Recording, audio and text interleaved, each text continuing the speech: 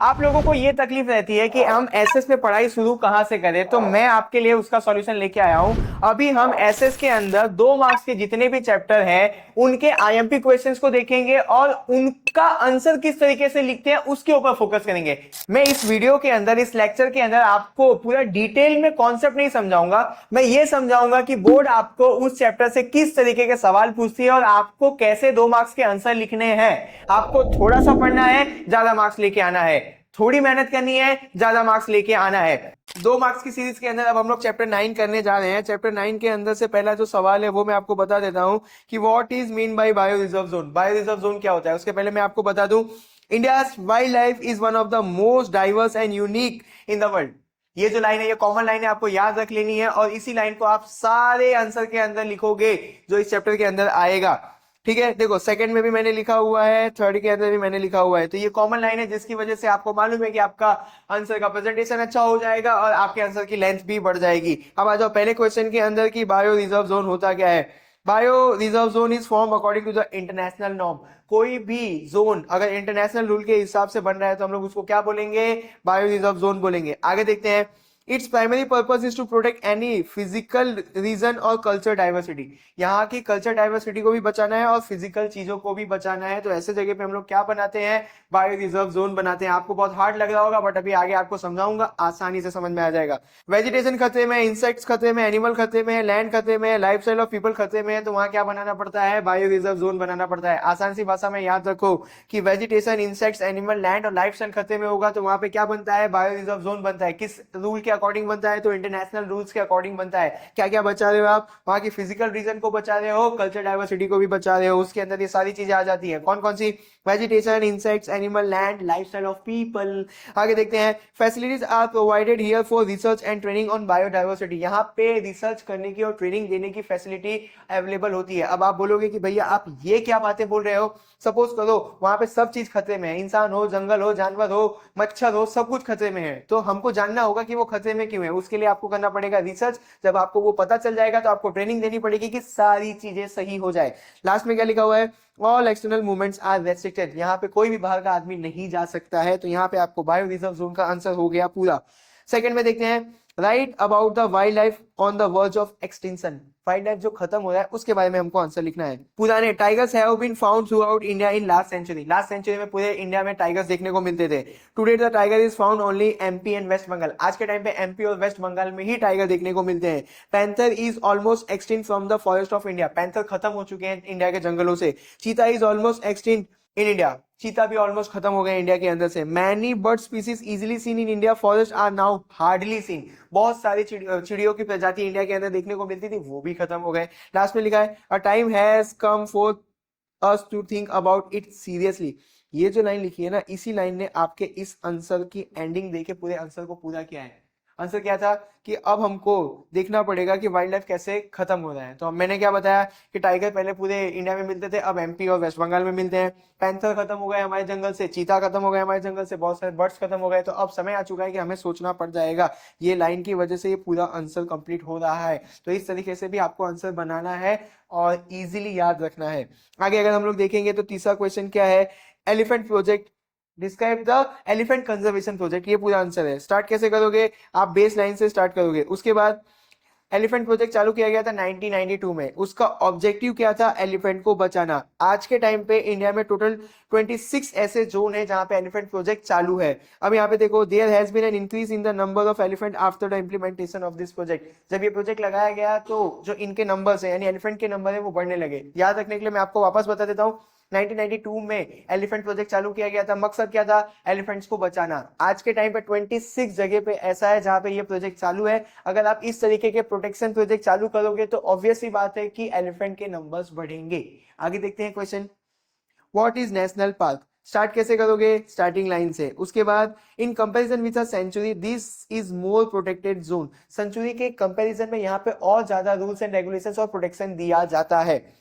More than one ecosystem is included here. इसका ये मतलब है कि एक इकोसिस्टम से ज्यादा चीजों को यहाँ पे बचाने की कोशिश की जाती है। जैसे कि अगर जंगल और जानवर दोनों खतरे में हो गए तो वहां पे हम लोग बनाएंगे क्या, नेशनल पार्क बनाएंगे। Grazing domestic animal is prohibited here. यहाँ पे आप अपने जंगली जानवरों को यहाँ पे आप पालतू जानवरों को ले जाके चरवा नहीं सकते हो, टोटली बैन होता है नेशनल पार्क में। The movement of tourist is restricted here, यहाँ पे आप एज अ टूरिस्ट भी घूमने नहीं जा सकते हो। It is not centred around only one single species, मैंने अभी आपको बोला ना कि अगर सपोज करो एक जंगल के अंदर टाइगर है, अगर टाइगर खतरे में होगा तो वहां पे हम नेशनल पार्क नहीं बनाएंगे। टाइगर भी खतरे में, चीता भी खतरे में, पैंथर भी खतरे में, एलिफेंट भी खतरे में, इतने सारे जानवर खतरे में है, तो हमको वहां पे क्या बनाना पड़ता है, नेशनल पार्क बनाना पड़ता है। It is established through the coordination of state और सेंट्रल गवर्नमेंट, नेशनल पार्क का फॉर्मेशन कैसे होता है, स्टेट और सेंट्रल गवर्नमेंट के साथ में आने से फॉर्मेशन होता है। ये वाला भी आंसर आपका हो गया पूरा। State the remedies for forest conservation, forest conservation को बचाने के लिए आपको क्या क्या करना पड़ेगा, आपको स्टार्ट कैसे करना है, बेसिक लाइन से। उसके बाद देखो आपको वुड का जो यूजेज है उसको रिड्यूस कर देना पड़ेगा, आपको रिसर्च करना पड़ेगा किस बारे में कि वुड का ऑप्शन क्या है। सपोज करो आप घर के अंदर खाना बनाते थे लकड़ियों से, अब आप किससे बनाने लगोगे, गैस का इस्तेमाल करके, तो रिसर्च करना पड़ेगा वुड को रिप्लेस करने के लिए, तभी आपके जंगल भी बचेंगे। People should use solar energy, wind energy and bio energy, would की जगह पे हम सोलर एनर्जी, विंड एनर्जी और बायो एनर्जी भी यूज कर सकते हैं। इसके पीछे बहुत बड़ा लॉजिक है, बट अभी इतना याद रखो कि हम वुड की जगह क्या क्या यूज कर सकते हैं, solar energy, wind energy and bio energy. हमको ट्री को काटने पे बैन लगा देना चाहिए, इको टूरिज्म को, फॉरेस्ट को डैमेज करने से बचाना चाहिए, हमको अवेयरनेस फैलाना चाहिए लोकल पीपल के अंदर, जो भी जंगल के आसपास रहते हैं उन पीपल्स के अंदर हमें अवेयरनेस फैलाना चाहिए कि जंगल को बचाओ, ये आपकी जिम्मेदारी है। आगे हमको स्कूल और कॉलेज में सिखाना चाहिए कि जंगल को कैसे बचाया जाता है, हमको स्कूल और कॉलेज में सिखाया जाना चाहिए कि जंगल को कैसे बचाया जाता है। तो ये सारी चीजें अगर आप करोगे तो हमारे देश का जंगल बचा रह जाएगा। आगे देखते हैं आप क्या क्वेश्चन पूछा है, state the reason for the destruction of wildlife, जंगली जानवर क्यों खत्म हो रहे हैं, क्यों उनकी डेथ हो रही है, उसके बारे में जानना है। स्टार्ट कैसे करोगे, बेसिक लाइन से। उसके बाद देखो the wild animal are in danger because of human activity in the forest, हम जैसे लोग जंगल के अंदर जा रहे हैं और जानवरों को खतरे में लेकर आ रहे हैं। Destruction of forest is the most responsible reason for the wildlife extinction, हम जो जंगलों को खत्म कर रहे हैं तो हम लोग जंगली जानवर को भी इनडायरेक्टली खत्म कर रहे हैं। Hunting of animal for their hair, skin, bones और नेल, जंगली जानवरों के हेयर, स्किन, बोन्स और नेल्स के लिए जो हम उनको मार रहे हैं उसकी वजह से भी वो खत्म होते जा रहे हैं। Many animal have become extinct because they are killed to obtain organic medicine, organic medicine को पाने के लिए भी जंगली जानवरों को मारा जाता है। फॉरेस्ट फायर किल मैनी एनिमल्स, जंगल में जब आग लगती है उसकी वजह से भी बहुत सारे जंगली जानवरों की डेथ हो जाती है। Mining in the forest area is also reason for wildlife extension, suppose करो जंगल के अंदर हमको कोल मिला और हम लोग जाके वो कोल निकालने लगे, जिसकी वजह से हम जंगल भी खत्म कर देंगे, जानवरों को भी मार देंगे, तो माइनिंग की वजह से भी जंगली जानवर खत्म हो रहे हैं। Because of increasing pressure on forest for fuel, would और ग्रेजिंग, जंगलों के ऊपर हम इतने डिपेंड हो गए किसके लिए, फ्यूल के लिए, फूड के लिए और अपने पालतू जानवरों को चरवाने के लिए, जिसकी वजह से हम डायरेक्टली इनडायरेक्टली जंगल और जंगली जानवर दोनों को खतरे में लेकर आ रहे हैं। तो यहाँ पे ये आंसर भी आपका पूरा हो गया। अब यहाँ पे एक जो सवाल है उसके ऊपर आप ध्यान देना, a time has come for us to think about the wildlife on the verge of extinction, अब हमको ये सोचने की जरूरत आ गई है कि हमारे जो जंगली जानवर है वो खत्म होने की कगार पे आ गए हैं।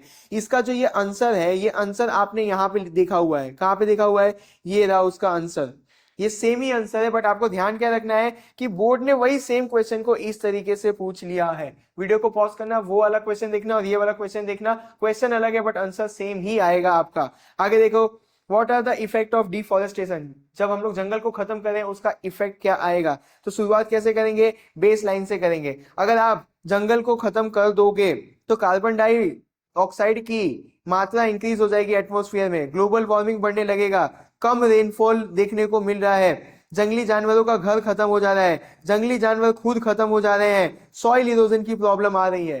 अगर आप जंगल खत्म करोगे तो क्या क्या प्रॉब्लम आ रहा है, कार्बन डाइऑक्साइड बढ़ता जा रहा है एटमॉस्फेयर के अंदर, ग्लोबल वार्मिंग बढ़ रही है, बारिश कम हो रही है, जंगली जानवर अपना घर खो दे रहे हैं, जंगली जानवर खत्म हो जा रहे हैं। तो ये सारी प्रॉब्लम आ रही है अगर हम जंगल को खत्म कर रहे हैं तो। ये आंसर भी पूरा हो गया। अब यहाँ पे देखो, explain types of forest according to administration, आपको टाइप्स ऑफ फॉरेस्ट बताना है, बट किसके अकॉर्डिंग बताना है, एडमिनिस्ट्रेशन के।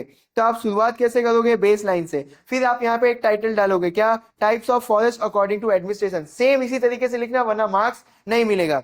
अब टाइप्स ऑफ फॉरेस्ट कितने होते हैं, reserve forest, protected forest, unclassified forest. अगर आप ध्यान से देखोगे तो मेन आंसर इतना ही था, बट मैंने आपका ये आंसर बड़ा करके दिया जिससे आंसर अट्रैक्टिव और लंबा दिख सके। आगे आ जाते हैं, what is mean by century, इस सवाल का आंसर भी आप कैसे दोगे, पहले बेस लाइन लिखोगे। अब सेंचुरी क्या होती है वो जानते हैं। The state government can establish a century to protect unique subspecies, इसको जानना हो तो आप दो लाइन में भी लिख सकते हो कि सेंचुरीज को बनाता कौन है, स्टेट गवर्नमेंट बनाती है। क्यों बनाती है? किसी भी सिंगल प्रजाति के जानवर को बचाने के लिए, जिसको हम लोग बोलेंगे कि सब स्पीसीज को बचाने के लिए जंगल के अंदर जो चीजें बनती है हम लोग उसको बोलेंगे सेंचुरी। इस तरीके से याद रखो तो भी आपको याद रह जाएगा। एक जानवर को बचाना है तो हम क्या बनाएंगे, सेंचुरी बनाएंगे। कौन बनाता है? स्टेट गवर्नमेंट बनाती है। आगे देखो, human activity can be carried out within certain limit, यहाँ पे इंसान जा सकता है। After getting permission from the authority, grazing can be practise on domestic animal. Permission अगर आपके पास है, यानी गवर्नमेंट ने वहां पे परमिशन दी हुई है, तो आप अपने पालतू जानवरों को ले जाके यहाँ पे चरवा भी सकते हो। किसके अंदर? सेंचुरी के अंदर। ये सारे हमारे देश के सेंचुरी के नाम है, जिसको आप याद कर लेना और आपके आंसर को और स्ट्रॉन्ग बना लेना। देखो आंसर जो यहाँ पे था इतना छोटा सा था, मैंने एक लाइन ऐड की जिसकी वजह से उसका लेंथ बढ़ गया, और आपको ये कॉमन लाइन तो याद ही रख लेनी है जिसकी वजह से आपका आंसर बड़ा ऑटोमेटिकली होता जाएगा। आगे देख लेते हैं हम, where were the tiger found in Gujarat. सवाल यह है कि गुजरात के अंदर टाइगर्स कहाँ कहाँ फाउंड किए जाते थे। आप स्टार्ट कैसे करोगे? बेसिक लाइन से स्टार्ट करोगे। शुरुआती दौर में गुजरात के अंदर सौराष्ट्र में, गिरनार में, रेन ऑफ कच्छ में और बर्डा हिल्स में भी आपको टाइगर देखने को मिलते थे। फिर इधर अंबाजी और पंचमहल एंड डांग के अंदर भी टाइगर्स देखने को मिलते थे। तो इसका जो आंसर है वो इतना छोटा सा ही है, बट आपने पर्टिकुलरली इस क्वेश्चन का आंसर दे दिया है, तो इसमें लेंथ बढ़ाने की कोई जरूरत नहीं है, आपको पूरे मार्क्स मिल जाएंगे। आगे देखो यहाँ पे, describe various project for wild life protection. इसका आंसर कैसे लिखोगे? बेस लाइन से। आपको ये पूछा गया है कि वाइल्ड लाइफ को बचाने के लिए कौन कौन से प्रोजेक्ट शुरू किए गए हैं। आपने एक बेस लाइन लिखी, इस तरीके का टाइटल डालना, और ये सारे प्रोजेक्ट चालू किए गए थे किसके लिए? जंगली जानवरों को बचाने के लिए। इतना लिखोगे आपका आंसर पूरा हो गया, आपको पूरे मार्क्स मिलेंगे।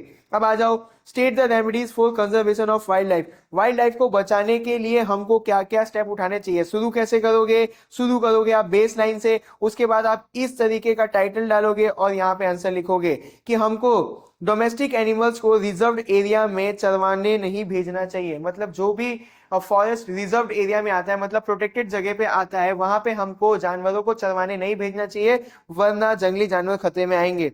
हमको बैन कर देना चाहिए हंटिंग को। अब जो भी इलीगल तरीके से हंटिंग कर रहा है उसको स्ट्रिक्ट पनिशमेंट मिलना चाहिए। जो भी इलीगल तरीके से माइनिंग कर रहा है उसको बैन कर देना चाहिए। टूरिस्ट को ऐसा सिखाना चाहिए कि वो जंगल को जाके हार्म ना करे। सोसाइटी के अंदर हमको अवेयरनेस फैलाना चाहिए कि हम जंगली जानवरों को भी बचाए, जंगल को बचाए, दोनों चीजों के लिए। तो इस तरीके से अगर आप याद रखोगे तो इजीली याद रह जाएगा। किस तरीके से? कि हमको डोमेस्टिक एनिमल को रिजर्व एरिया के अंदर चरवाने नहीं भेजना चाहिए, हंटिंग को बैन कर देना चाहिए, जो भी इलीगल तरीके से हंटिंग कर रहा है उनको पनिशमेंट देना चाहिए, इलीगल माइनिंग को रोक देना चाहिए, टूरिस्ट को हमको समझाना चाहिए कि वो जंगल को हार्म ना पहुंचाए, सोसाइटी के अंदर अवेयरनेस फैलाना चाहिए। तो हमारा जंगल और जंगली जानवर दोनों बच जाएंगे और हमारा आंसर भी हो जाएगा पूरा। आगे देखते हैं, state the reason for the destruction of wildlife. अब ये जो आंसर है ये आपने पहले ऊपर पढ़ लिया है, बट यहाँ पे मैंने इसलिए लिख दिया क्योंकि ये सवाल जो है रिपीटेड भी आपको पूछ लिया जा रहा है, तो ध्यान देना इस सवाल के ऊपर। तो यहाँ पे मैंने आपको चैप्टर नंबर 9 भी पूरा करवा दिया है। अगर आपको इसके अंदर भी कोई डाउट है तो मुझे कमेंट करना, मैं इससे भी आसान तरीके से आपको समझाने की पूरी कोशिश करूंगा। अगर समझ में आ रहा है तो अपने दोस्तों को भी भेज देना, क्योंकि काफी इंपॉर्टेंट वीडियोस हैं ये सब।